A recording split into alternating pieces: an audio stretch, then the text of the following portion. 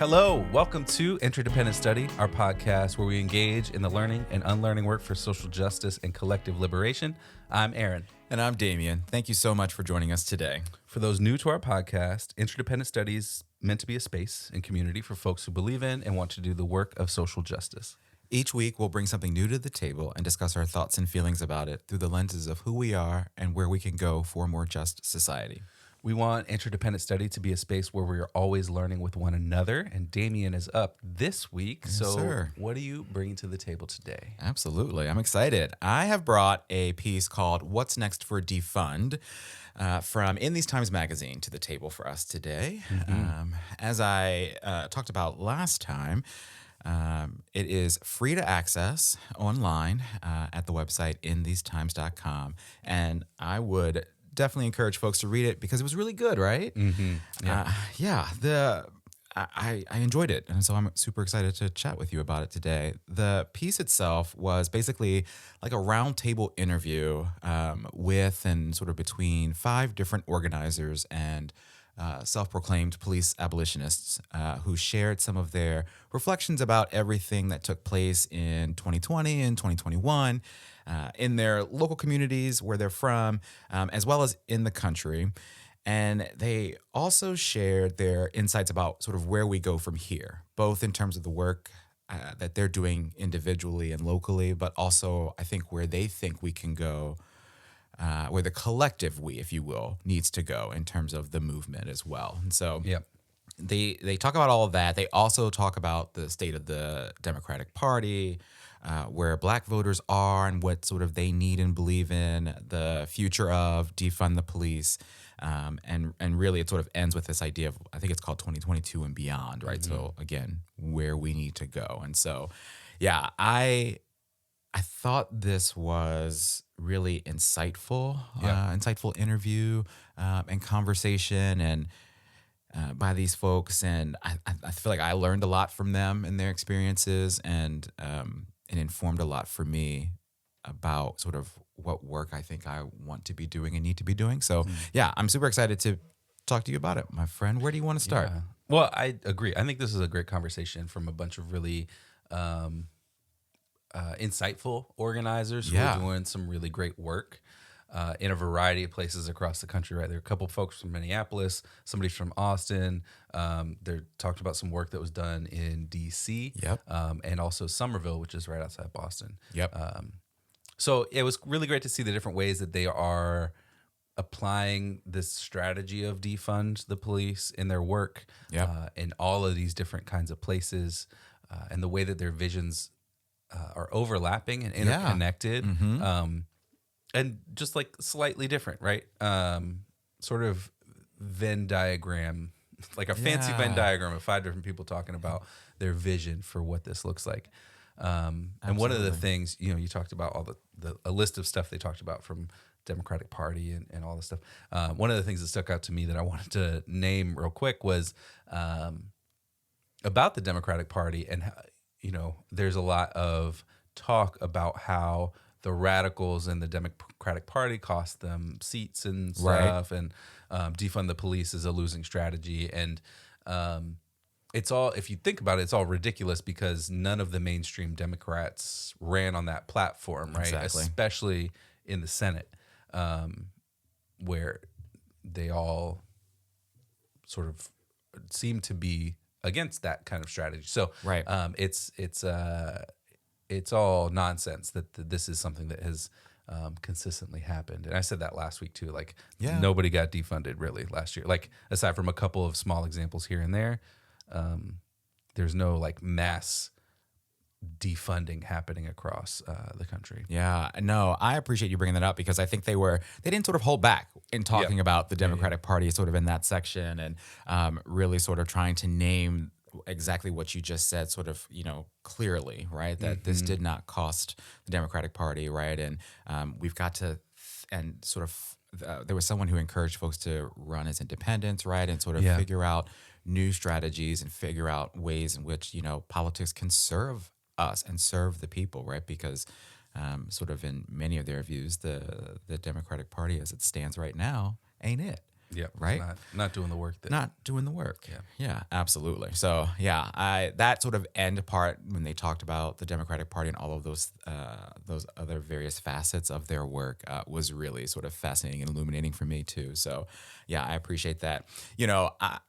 I sort of take that with the whole thing, right? Like, Yeah. I think it's sort of a general reaction. It was amazing just to read about all of the incredible work that these folks and their comrades and these organizations that they're a part of and in the cities that they're in, all the work that they did in 2020 and 2021. And I think it was sort of impressive just to see it all in print and to think about like the impact or the totality of their efforts, right? And so Candace Montgomery, who is an organizer, one of the folks from Minneapolis that you mentioned, works with both the Movement for Black Lives nationally, but also an organization called Black Visions.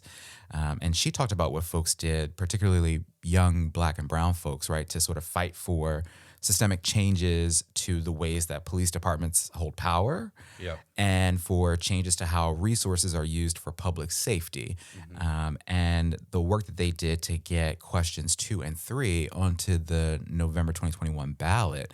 And if some folks may not know about this, right? So question 2 was about working to initiate some major structural changes to the Minneapolis Police Department, which ultimately was a failed vote.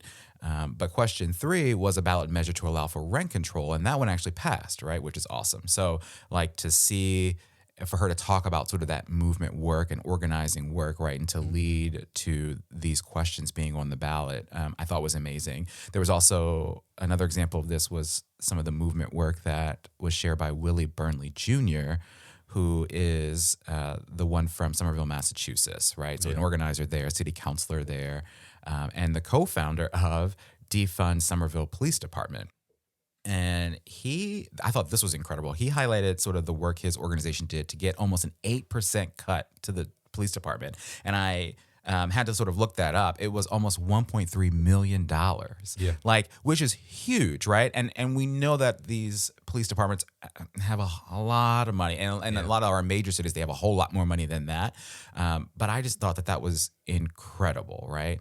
And so I just kind of felt like I was saying wow a lot as I was reading and sort of, again, taking it all in from these just incredible folks. The accomplishments and the organizing and sort of the work that has been done has been really impressive and gave me and hopefully others some hope for, I think, hopefully what's to come and what else we can accomplish for justice and liberation. Yeah, I think a couple pieces of context I want to add to what you just said was the questions 2 and 3. Yeah. The major structural changes to the Minneapolis Police Department. It was foundationally changing the city's charter, which is like a city's constitution, right? Because it's written in the police department is written into the charter. So they're gonna modify the charter to create a Department of Public Safety, which I wanted to talk about in a minute. Yeah. But then the other piece that I think is important as a lesson is that the vote didn't pass, right? Like that the city charter didn't change. Right. But it was 44% in favor to like 56% in favor, and 44% of people, the voters, that's a huge number. Yes. Like that's much, so there's some victories as well that they highlight throughout. Yes. Even though like the campaign itself was not necessarily a win. Yes. There's some victories that happened. That's a really good point. So I wanted to point that out. And then the Somerville piece, that cut to the department was in context of pandemic budget cuts. Yes. So the city had to consider budget cuts across a lot of different things. Yeah. And so the work that they did was specifically in like, let's cut, let's keep some things that we know that the community needs right now. Yeah. In terms of, so there were going to be bigger cuts in other places, and that shifted. Yeah, I believe housing was one of them, right? Yeah, housing and healthcare and something else. So it was like the public services piece, which fits a pattern of the last few decades of cutting those public services in favor of police funding. Yes. And so that was sort of the context for that too. that I thought was just I wanted to add in there. I appreciate too. that. So talking about question 2, one of the pieces that stuck out to me from Candace Montgomery was when she was reflecting on that campaign for that Department of Public Safety. People were basically all about the broader concept of public safety, and thinking about public safety more holistically, and what they were weary of, because it's hard to see what this means. Right? Is just firing all the police officers tomorrow. And we've talked about that before here on the show. Is like, abolition isn't that at all, right? Right. So and that wasn't going to be part of this plan anyway. There were always going to be, in this new Department of Public Safety, some police officers. So it was going to be recreated, essentially re-envisioned around sort of public health and public safety. With a small amount of police to respond to things, whatever that might have been. So it wasn't, turn around and abolish the police tomorrow. Right. In terms of that city charter. But I think that's an important lesson through all this, is people seem, sort of ready to discuss ideas around, like, what does public safety actually mean? Right. And so that's an entry point into how do we get to that place. And again, I'll point to that. I don't remember the numbers, but it was like 44% of people voted in favor. So I want to say it was 44, 56, 44. something like that. 44, that sounds right. Yeah. It's in that ballpark. That's a lot of people who are in favor. Right? Yes. And so that's something to also see as a victory. It might have even been more than that. Maybe it was 46. Yeah. I appreciate sort of what you just said and the context that you shared earlier too, right? Because when we think about abolition, right, it is that piece that it isn't going to happen overnight. And they talked about, I think it was Candace talked about it, and even maybe it was Willie Burnley later when they talked about sort of taking a sort of a huge space, right? And they were going to put a fire department in there, some police in there, but then also, mental health workers, right? And folks who can respond to crises, right? And so don't just take all this money and create this sort of compound of a police department. That's not what we want when we're thinking about, reimagining public safety and what that is. And so I absolutely appreciate that. And the fact that, there's progress here in terms of sort of people's willingness to hear the idea out, and consider it as something that could work in their communities. So I appreciated that. And Candace, all the things that she had to say were phenomenal. I want to talk even more about her. I think, she talked also about the idea of opposition, sort of like what the notion of what it looks like and how it functions to sort of derail efforts for abolition, right? And so she talked about how their opposition made the conversation about abolition or not, like, that's it, right? You have abolition or you don't. And so it's that binary. It's that binary, right? And so, and she acknowledged that stoked fear in people who maybe weren't ready to hear it or weren't ready for it or didn't fully understand abolition, right? And so it sort of shuts you off. And that's human nature, right? Like to sort of, they're playing into that fear that people have. And so, that's sort of what the opposition did there. Willie Burnley Jr. talked about, in his case in Somerville, they talked about how Somerville didn't need these police abolitionist measures in their town, right? Because that bad stuff that you're talking about only happens in those cities over there, right? So the Fergusons and the New York cities, right? But it doesn't happen there, and that's just preposterous, right? Like it absolutely happens everywhere, and so I appreciated all of them talking about opposition, right? And sort of what they were up against, right? Because I think that's important to sort of know and understand, and sort of reflect on and to think about, like, how do you counteract that, right? Like, how do you work? How do you continue to do your work knowing that will always be there, right? Yeah. How do you adjust your strategy to acknowledge, like, what it's almost to, like, acknowledge what the opposition's going to exploit. Yes. In terms of what you're working toward. Yeah. So that you can sort of strengthen that or find, a way to work with that exploitation. Yeah, it's sort of like knowing their playbook, right? Absolutely. So I love that, and I think it was Robin Wansley Werloba, who is a city councilor in Minneapolis. I think she took it a step further. All right, I sort of appreciated how she talked about the importance of putting the opposition's arguments, I guess, in context of what's actually going on. Yeah. And so I'm going to quote her here. She said, "I think often in these conversations and within our movement, it's about policing only. And that's also how the opposition tries to frame it. But actually, under a capitalist society, policing is only one piece. My city council campaign put question 2 within a socialist analysis. We have to correct the conditions under racial capitalism that cause a power imbalance and an inequality that policing ends up reinforcing. We have to make mass investments in our public infrastructure, which we know actually addresses crime by stabilizing people's lives and their communities."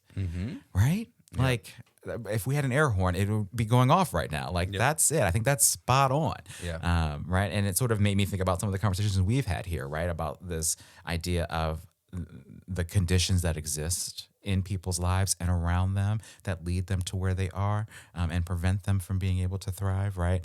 And certainly this idea of how important it is to reimagine what public safety is and what it means to get us all and keep us all safe. Yeah. Yeah, I think Robin was spot on there, as you said, right? And I think one of the other things that I really admired about her campaign that she shared for city councilor in Minneapolis is they created zines. Yes.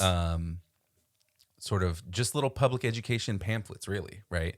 That they handed out that could be created, or of what could be created, right, with the Department of Public Safety, because Robin's campaign was in favor of question 2 and campaigning on that as a piece of the platform, and so it was, well, what does it mean that Robin supports all these things? What's the reality on the other side of that? And it was a way to counter the narrative of the opposition, right?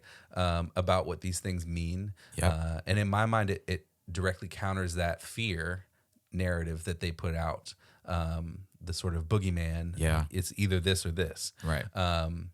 So I wonder what, that political education kind of looks like more broadly. Like, how do we engage in these conversations a little bit more? And, connects to my last point about people being ready to discuss public safety. Yes. Right? So how do we sort of connect these things together to find some change, right? To find some work, to find some organizing, right? Because there's another piece about a ballot initiative in Austin about super funding, like the police. Yes. That was put on, and folks didn't really want to do that. So, I think that folks might be more ready to discuss and engage in these conversations around public safety and, how much police are funded than mainstream Democrats want us to believe. Really.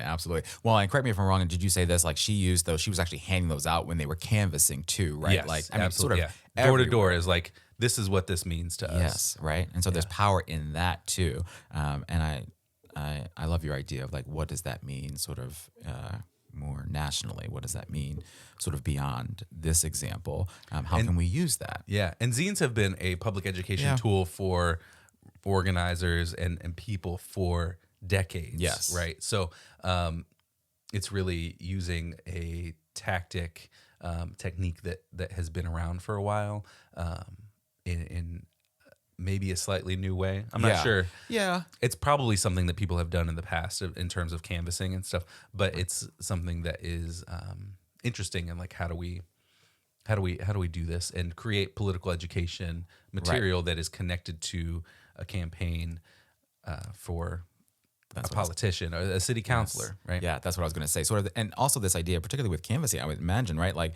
if I've knocked on your door, Aaron, and we're talking and we're having this conversation about this, right? I also leave you with this, right? Yeah. And so I'm talking about it. This is who I am, what I believe, and how we can reimagine public safety, right? Some of the stuff is here, and so when I'm gone, you have this piece to refer to as well, right? Yeah. And sort of remember it, and hopefully talk to your family about it, right? And so it's absolutely a powerful tool that. Yeah, I loved that piece as well. So another great person who was in this, right? Makia Green. She shared some lessons. She sort of named them as lessons, and I wanted to sort of amplify those. Makia Green, of course, is an organizer and co-chair of the Defund MPD Coalition, just in our neck of the woods here in D.C. And so she talked about a number of things. She was reflecting on sort of her work to get Janice Lewis George elected to the city council in June of 2020, which was huge, right? And she also reflected on everything that went down that summer and throughout the rest of the year, and sort of even thinking about the impact of the presidential election and sort of all the rhetoric around that, right? And so she said this, and I'm quoting her: "For me, the lessons in this moment are, 1, strike while the iron is hot. Context does matter. And 2, run a campaign that canvasses to find out, is everybody really on board? Everyone's kneeling and putting out flags on their house, but are they talking to their friends? Are they really going to be down for you when it comes?" And particularly that last part, like, I don't know, all of it really though, but I think it's just brilliant sort of insight and a brilliant lesson that she shared with us here, right? And there's certainly a lot more of it throughout the piece, but I think it's an encouragement for us and for folks who are engaged in movement work and organizing, right? For everyone to sort of hear and to take to heart, right? I think there's just, with her, Makia Green, but also all of them, there's just a lot to learn from these folks, right? Yeah.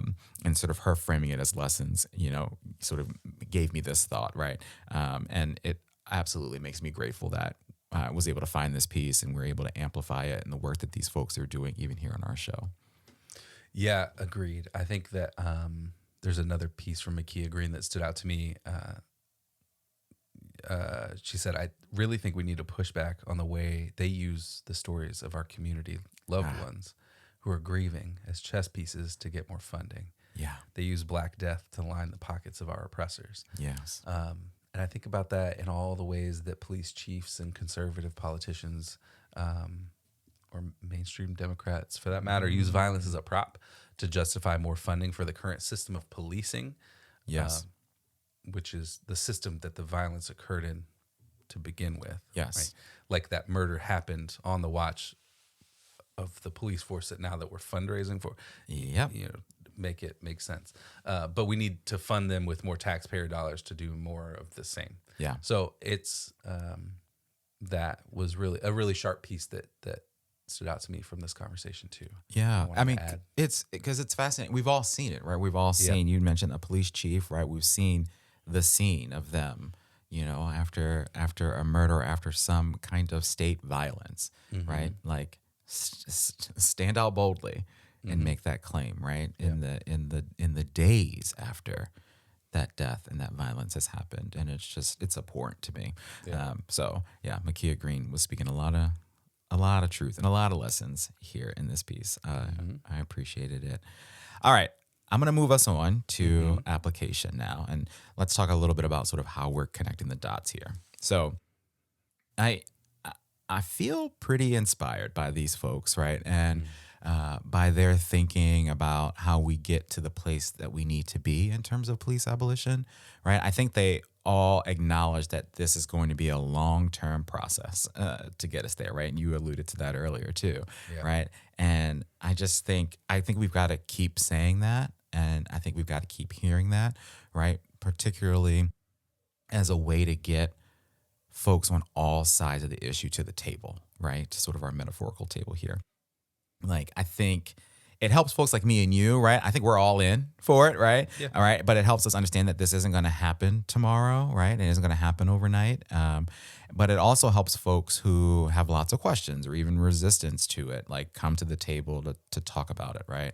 And so I think that's certainly one application and takeaway from this interview, this conversation for me, like recognizing that this is a long-term process, and all the things we talked about, right? Like we've got to understand the opposition to that, right? We've got to understand their playbook. We've got to be prepared to talk about that, right, and to address it. And some of these folks talk about that in this piece as well. And so I think that's one thing. Related to that is this idea that sort of I think almost all of them talked about, but it especially resonated with me when Makia talked about it.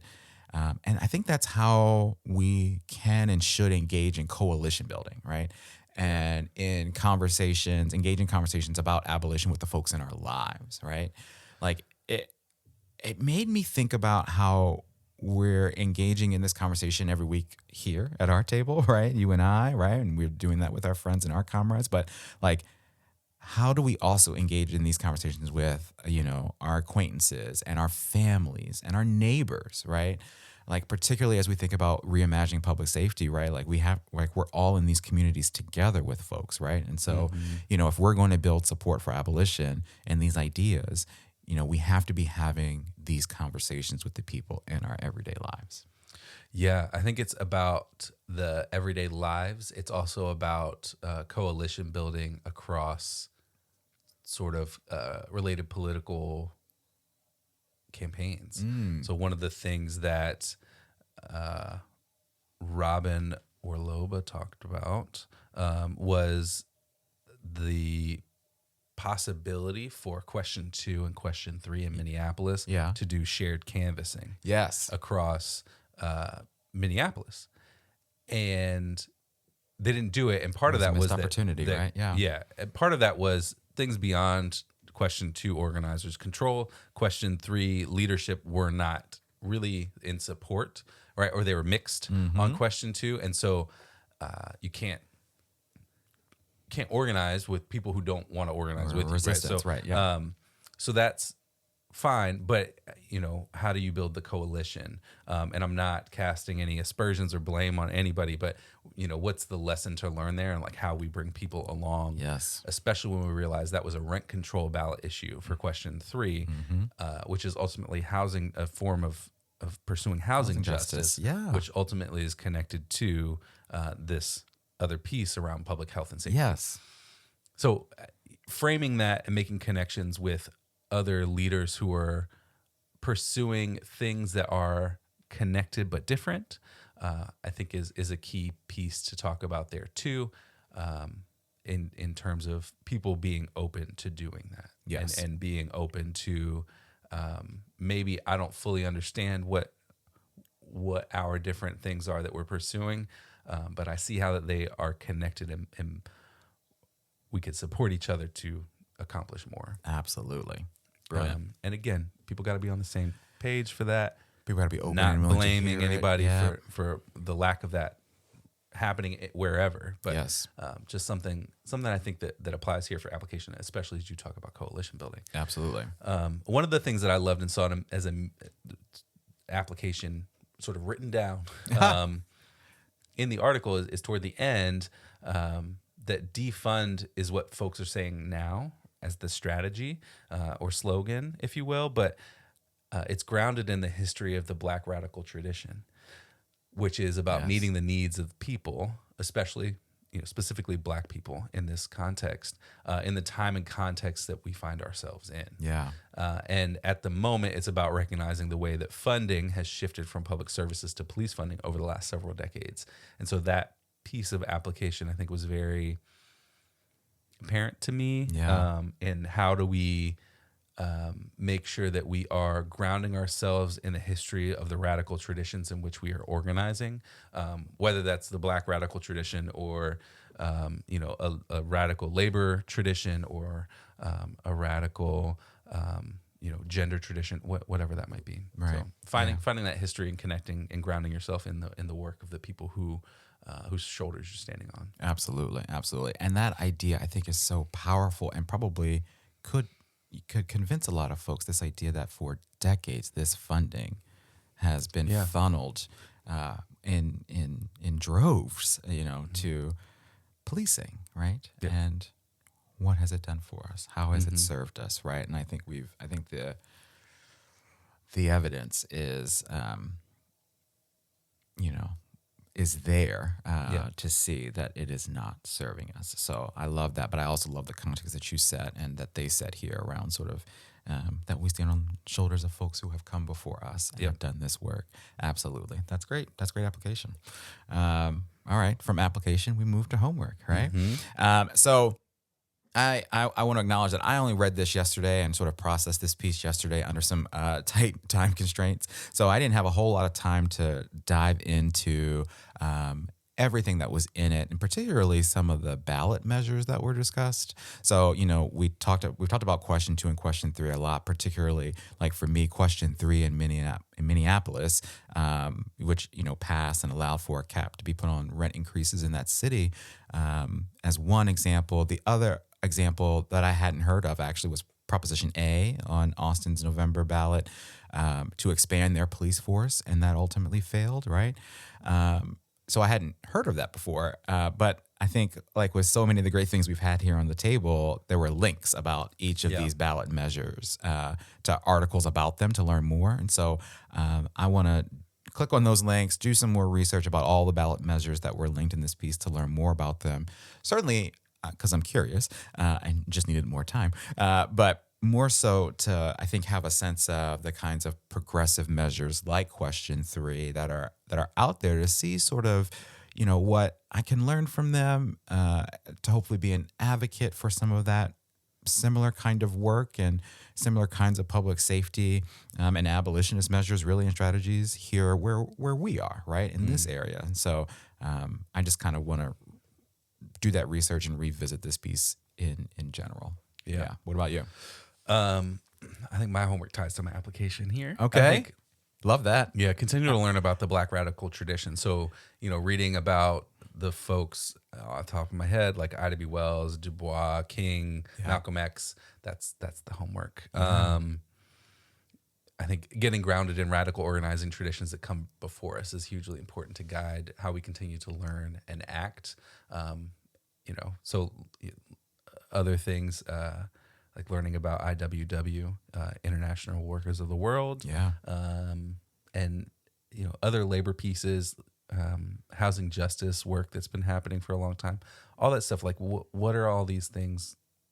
What are the traditions? Yes, and what's the work that people have done before, and how's that tied into the work that people are doing now? Absolutely. Right? And we talked about lessons, right? So what lessons can we take that can apply right now? Absolutely. Yeah. And that actually makes me think of Asher Taylor's Remake the World, because we don't, that's one of the things that I believe she named that we don't do effectively, is pass on these organizing traditions to like new generations. Yeah. Because sometimes there's a disconnect where like the work doesn't continue for a little bit, or it continues in smaller pockets of people then. And so movements ebb and flow. Yep. Right. And so you have a big group of people in one generation, and it's not as big the next generation. Right. And then it grows again. Yep. And there aren't as many people from the previous generation to tell the next generation. Right. So I think that's a piece of how do we, on the left, make sure that those traditions are that are grounded in organizing are passed along and continued and shared. I love that. Absolutely. All right, my friend, you're up next week. Yeah. So what are you bringing to the table in our next episode? I do not think we brought anything like this before. Okay. So it's a little bit different, maybe. Yeah. So what you got? Although at the same time, it's maybe not, because this was a panel discussion just in article form. So I'm going to bring a panel discussion in event form. Oh my goodness. I'm excited. From Haymarket Books, based on the recently published book, Abolition, Feminism Now. The panel is moderated by Miriam Kaba. The one and only. And features authors of that book, Abolition, Feminism Now, which was just published last week, the week before. Yeah. Recently. Those authors are Angela Davis, Gina Dent, Erica Mainers, and Beth Ritchie. Yes. And so it should be a great discussion about feminism and how it's tied to abolition and the history of those interwoven political movements. And this is pulled from the event description. Amplifying the analysis and the theories of change generated from vibrant community-based organizing, abolition, feminism now, surfaces necessary historical genealogies, key internationalist learnings, and everyday practices to grow our collective and flourishing present and futures. So I'm bringing my application, I'm bringing my homework, and I'm bringing it right into next week with this event. Well, gold star for you. Thank you. Yeah, I just tied all those things together. Sure I was like doing it, did. like that it was all happening. I just realized as I read that, I was like, oh, yeah, I just talked about these things in a more generic way. Yeah. If this was a visual podcast, folks, you all could have seen the smile on his face. He's very proud of himself, and I'm proud of you. That was brilliant. Yeah. Absolutely. I'm super excited for this. Aaron sent this to me a while back and registered us for it and said we're gonna watch this, and I'm stoked. So we got to get together. Maybe we can have a beer and we can watch this. Mm-hmm. And I think there's going to be so much to learn from the. I'm so excited. I'm glad you're bringing this to the table for us. Absolutely. Me too. Awesome. All right. So with that, we want to thank you for joining us today and for listening to Interdependent Study.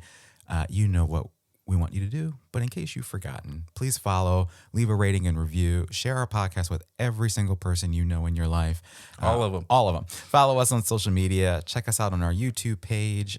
Sign up for our email list to get notified about any new things we've got going on behind the scenes. There's lots of ways to connect with us, and we are so thankful to have you. Yes, thank you for listening. Remember, it's not about us, but it is about us. And we'll talk to you next week.